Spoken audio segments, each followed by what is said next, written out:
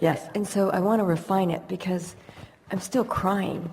And I know that crying is releasing resistance. Well, the thing about refining it is, if in the moment that you feel like you need to refine it, what you really need to do is get off the subject. Okay. Because when you trip over something and you give it your attention, the tripping experience is now adjusting the vibrational climate and what's going to come next. So when you trip over it, get off of it and use things that are easier to practice your love on.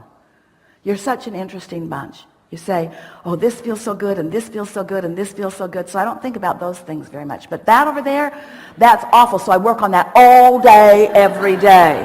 I'm going to get that. I'm going to wrestle it to the ground and kill it. I am going to accomplish that. And we say, no, you're not. What you're doing is practicing the vibration of something that isn't serving you, using it as your excuse to feel bad, to justify where you stand. And then all kinds of people who feel just like you do flow into your experience all day, every day, and you talk about it.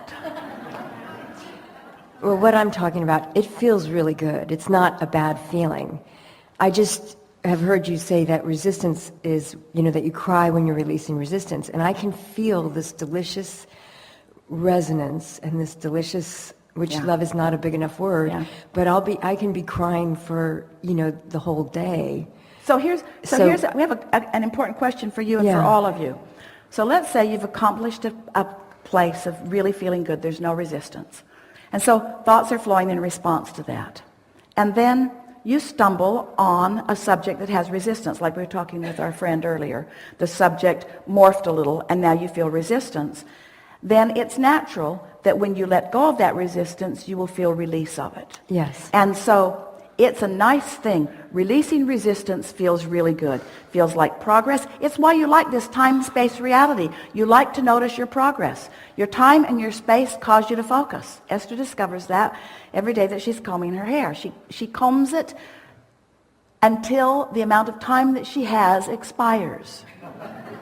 She's never done until time's up. And so your time and space sort of help you to focus. So once you are understanding that as things are unfolding, that they are representing what you're doing, and you're putting your emphasis on that, then everything sort of smooths out. So this is the question that we want to put to you. When you enjoy the relief of the resistance release, we love you so much. You know what's coming next. Sometimes you deliberately create trouble for the relief that you feel when you stop it. It's like hitting yourself over the head with a hammer. It feels good when you stop. But really, how productive was that? And so we just don't want you to get too wrapped up in the joy of releasing resistance. We'd rather that you get wrapped up in finding resistance-free thoughts and experiences and people, and that you focus there until you increase the momentum of that, and then enjoy the ramping up of the... So here's what we just said to you. You're describing, a train is going 80 miles an hour that way, and you want it to go 80 miles an hour that way.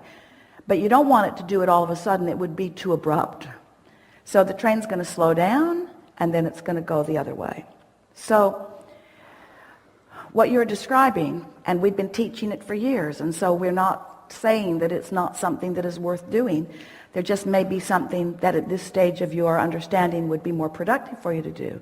So when you are feeling the relief of releasing resistance, you're still slowing the train down.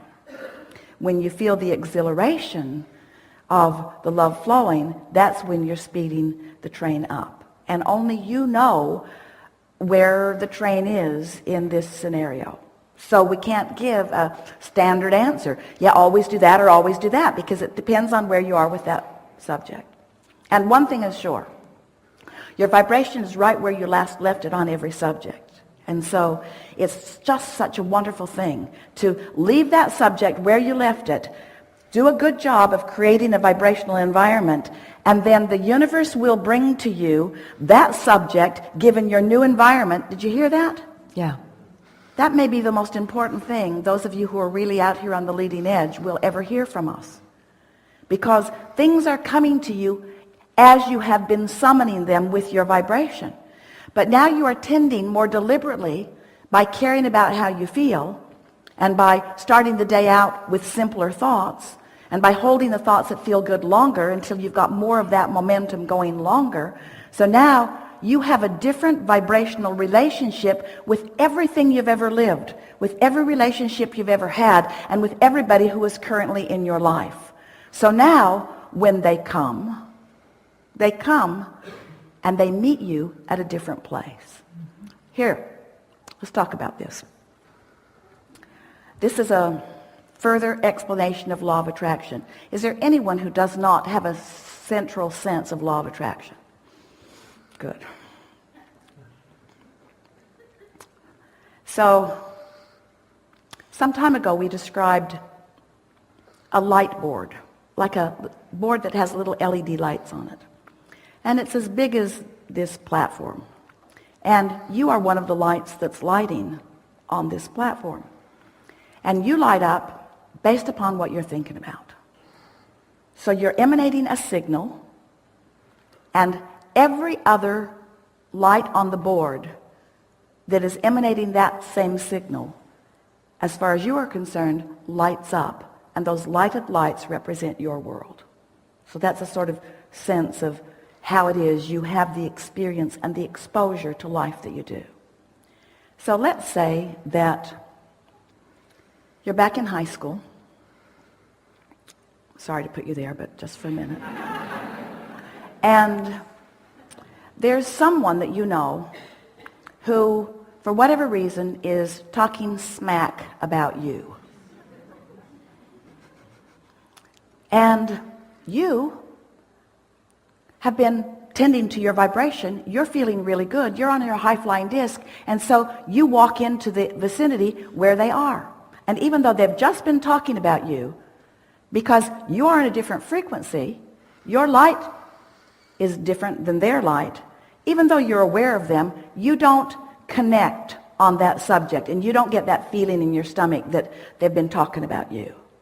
But let's say you woke up, you weren't feeling that good, you're talking smack about that one and that one and that one and that one, you're down on yourself, you walk into the room, immediately you connect. You can just feel things aren't going well between you because you've connected on that level. Let's say that you woke up and you're feeling bad. You walk into a room and they haven't even been thinking about you. You're not going to connect with them. So what we're getting at is everyone that you are finding resonance with is showing you where you are, what vibrational environment you have created. And it's so interesting because it solves all the misunderstanding about psychology and behavior and interpersonal relationships. It explains why anyone, in other words, you can't get from anyone anything that isn't vibrationally active within you. Don't you love knowing that? Mm-hmm. Isn't it simpler? Wouldn't you like the politicians to know that? Wouldn't you like them to just focus upon the well-being that they say that they want and find the vibrational alignment of that so that they would resonate with the solutions, they would resonate with the others no matter which political platform they are standing on? They would find the help that they are looking for to accomplish the things that they are wanting? So everything is about vibration. It's such a nice thing to know that no one can treat you other than you are inviting through your practiced vibration. And you might not be practicing your vibration deliberately. You might be practicing it by default. But you have a practiced vibration with plenty of momentum that equals everything that is coming to you all of the time. And we are just asking you, instead of spending so much time commenting on how the reaction to your point of attraction is, to focus upon what you're doing with your point of attraction. And then, as we were discussing with our friend earlier, create the environment and watch what happens. Create the environment and watch what happens. Create the environment and watch what happens. Your feeling of control will go through the roof. Your feeling of self-determination will skyrocket. Your sense of worthiness and well-being will finally click into place, and your happiness level will go off the charts. And as you're moving around in this world, knowing this, and others are having whatever experiences that they're having, every time you engage on any level with any person, just say to yourself, I must have had that light lighted on my board. I'm going to do something about that because I didn't really enjoy that very much. And then do something about it other than talk to your girlfriends or boyfriends. Yeah, I do have extraordinary experiences with pretty much everyone. Yeah. So now what? So I just love it. I mean, I just love loving, flowing love. So I guess I'm just enjoying the flow because it just flows me through everything. It's not a very satisfying seminar, is it? Because person after person gets in the chair and says, I'm good. I'm good. And even if they bring an issue, we don't let them talk about it. Yeah, really good. But it's so delicious, and it is that exhilarating place, and the things that people do come to me with are just delicious. Yeah, good. Really good. Okay, thank you. Yeah. This is a very good time for a segment of refreshment.